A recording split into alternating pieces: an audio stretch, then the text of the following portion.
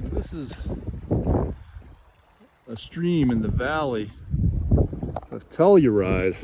So it's been fantastic. I've been meeting with some stores and being able to get out and walk and get some exercise, be productive with good brew, and at the same time get to enjoy all this beauty. So Telluride is in a valley, and apparently, you know, back in the old days when it was a mining town, and they kind of had this valley was kind of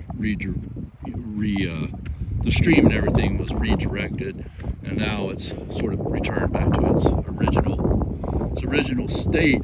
And so it's really neat because it's almost like a wetland down here. You know, you see this grass, it's kind of like it's almost like marsh grass, and then you know, then you have the mountains right up above you, and the town of Telluride is just down here, and there's lots of hiking, and there's a gondola that comes from the town up to more of like a resort town or resort village up above Telluride, and I think it's the only one in the United States, and it's just a great way of transportation from the town of Telluride up to the village up here somewhere. And I took the gondola, but I didn't get a chance to take a video from it.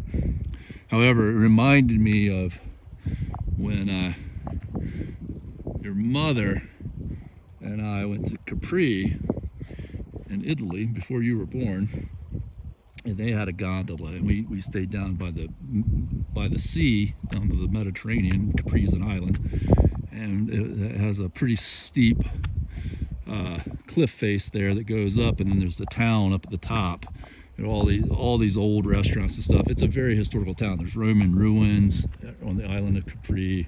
People are very nice. It's a very quiet town, and some really good food there. But you know, you make those memories and they stick with you, and you want to try to remember things in their best light, right? So, you know, and I just want to remember the good things, because that's what we want to carry with us. And so taking that gondola ride up here made me think about that gondola in Capri. It really took me back to all the good food that we had, and swimming in the Mediterranean.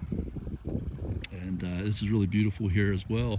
But I've been driving in the car a lot, and even getting out and doing these walks, they're very, very helpful, because when you sit a lot, your blood doesn't circulate, and you really need to get out and make an effort. But when I really think about it, the amount of walking I'm getting right now is still nothing compared to what I've been getting when I haven't been driving. And so you know, you kind of fool yourself to think you're really getting much exercise, even though, you know, I'm taking a decently long walk here. I'm not doing anything steep, and so you got to keep that in mind.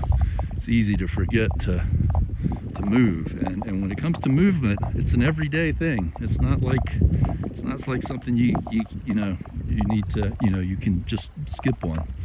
You gotta move your body. It's made to move. Bodies were not made to sit around. Look how beautiful this water is. Yeah, nice and clear, cold. All the water up here is cold. That's obviously warmer in the summertime like it is now, but still chilly. And everybody I talk to, you know, it's like how cold the water is. And that's the one thing that we talk about coming from the coast. You know, they're like, oh, you know, they miss swimming in warm water, you know. So you know, everything's got us. The mountains are beautiful. The water's beautiful here. You can do a lot of things, but you don't see many people swimming. So, you know, and I'm hearing this from everybody, like, oh, it will freeze you. So it's probably good to get in, though. I mean, and you know, cold water is really good for you. You just can't probably stay in there very long. Now, I don't think it's that cold right now, but it's still not really warm. They said, I haven't stuck my foot in, so I don't know, but they were like, it really never gets warm. Maybe it might get up to like 50 degrees, which is still that's cold water still. So very therapeutic though. I don't know, this is shallow though, but it's moving water, so it doesn't really have much time to warm up. I don't know, it's got a lot of algae growth in here. It's pretty chilly. Not that bad, but it's still, it is pretty chilly though. So anyhow, just get out, enjoy all the beautiful things, and remember the good in everything. You know, carry that with you. Our brains are wired to remember the bad. It's sort of a defense system that we have, but you'll remember that. You don't trust me, you don't have to concern yourself with whether or not you're going to remember bad things. That's the nature of the brain, and that's a survival mechanism. The brain remembers harsh things and bad things because it wants us to avoid those things, but it overdoes it in the modern way that we live. You have to make it a conscious effort to remember the good things and allow your brain to remember the good things, because our brain is always like when we have a memory, our brain pulls up bits and pieces. They've shown this, and with lots of studies, it pulls up bits and pieces and then it reconstructs it. And so if you're not careful, you start reconstructing things in a negative way, and you got to be conscious not to reconstruct things in a negative way. And this also has a lot to do with who you take your advice from.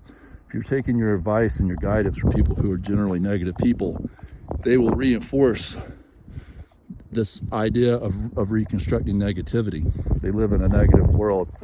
And you can learn this in many different areas of life. I particularly learned it in stock investing. I was reading all the best works and advice on investing that I could when I was young. But despite that, I was getting my advice from somebody who was not a very great investor. They were more of a gambler. And I that created, and I learned. I was like, look, eventually I stopped and I said, look at, you're getting all of this great information from reading all the classics, but your activities, your actions are being guided by somebody who has not really been that successful as an investor. So even though I was getting good knowledge, I wasn't acting on that. I was acting by the advice of somebody who really wasn't very successful in that field. And it hurt me a lot in financial sense, but it taught me a lot. It taught me that lesson about where is your advice coming from.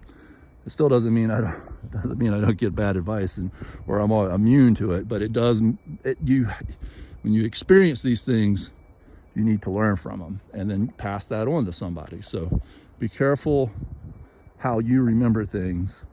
Practice remembering the good so that you're counteracting our natural proclivity to remember the bad. And then also be very careful about how your ideas and things are being reinforced and where they're being reinforced from. That doesn't mean you can't be friends with and love people who are from all different walks of life, but you need to have a filter. You know, it's like, you got to be able to filter and analyze things and have a good process and a good methodology for how you analyze and take in information and who you take information from. So I love you.